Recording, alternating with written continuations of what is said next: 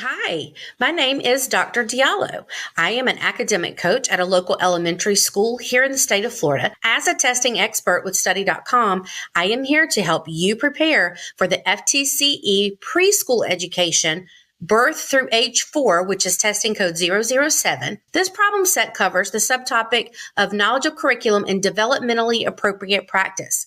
I will walk you through a few sample test questions, and we will go over how to answer the question along with many other test taking strategies. Let's go ahead and take a look at problem number 1.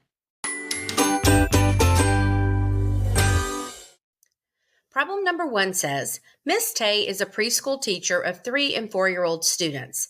She knows how important it is to instill a love for reading and learning in children. In addition to exposing them to different types of text and having a text-rich classroom, she lets them explore and have fun while learning about letters and sounds.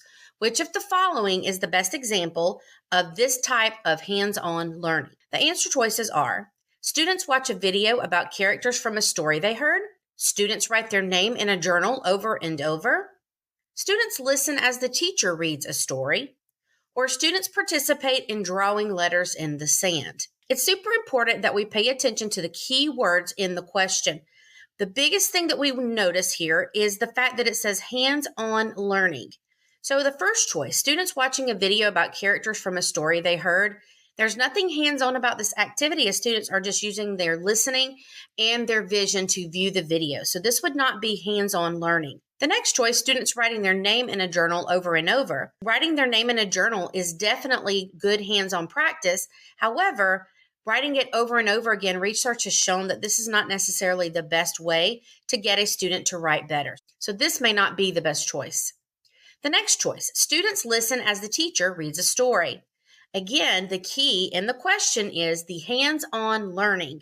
Listening to a teacher read a story has nothing to do with hands-on participation. This would not be the best answer. And then our final choice, students participating in drawing letters in the sand.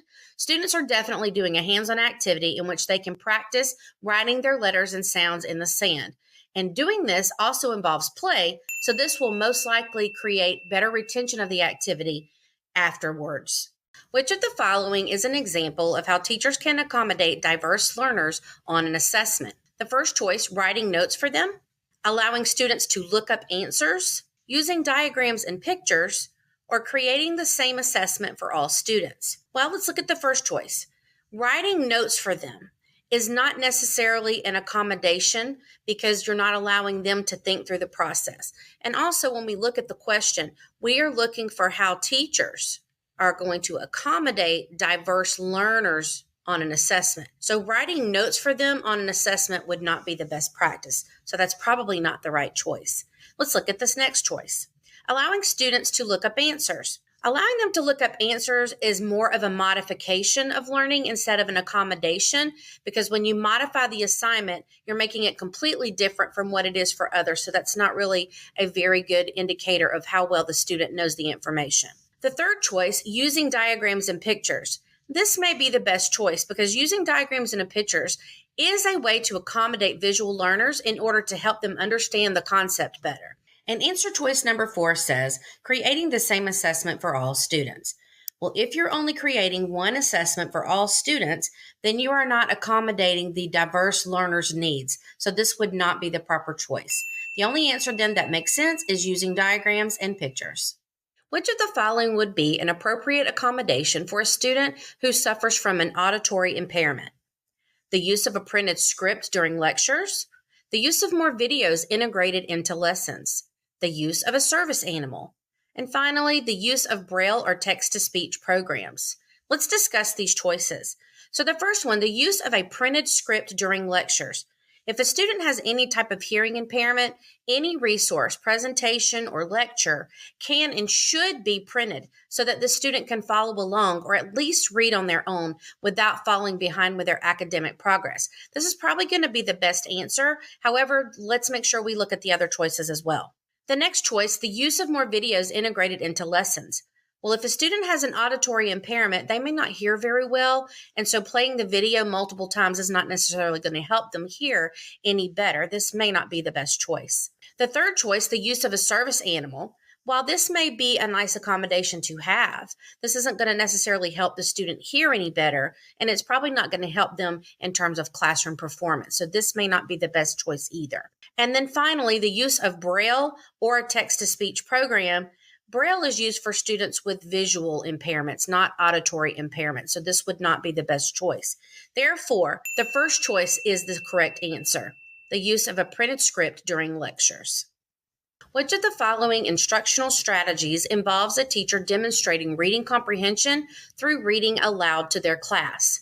So when we take a look at problem 4 and we look at the key words in the question, we are going to look for reading comprehension through reading aloud to the class. It's through this idea of the teacher reading aloud to the students that they are learning. Which one is the best answer? So the first choice, active listening. This is a great thing for students to practice, but it's the student who would be doing the active listening, not the actual teacher. So this is not the answer.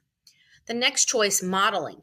Well, modeling is a great way for teachers to demonstrate what they expect from their students. And modeling occurs when a teacher demonstrates a specific skill, an activity, or behavior while students are observing, which can also be seen in this example. So this is probably the correct answer. So let's look at substantive feedback. Well, with reading comprehension is the ability for the student to understand what they are being read aloud. And because the teacher is the one that's doing the reading, there's really not a lot of feedback that she would be giving because the student is involved in listening skills. So this is not the best choice. And the final choice, mirror language. This is when the teacher is using repetition and having the student echo read back for the teacher.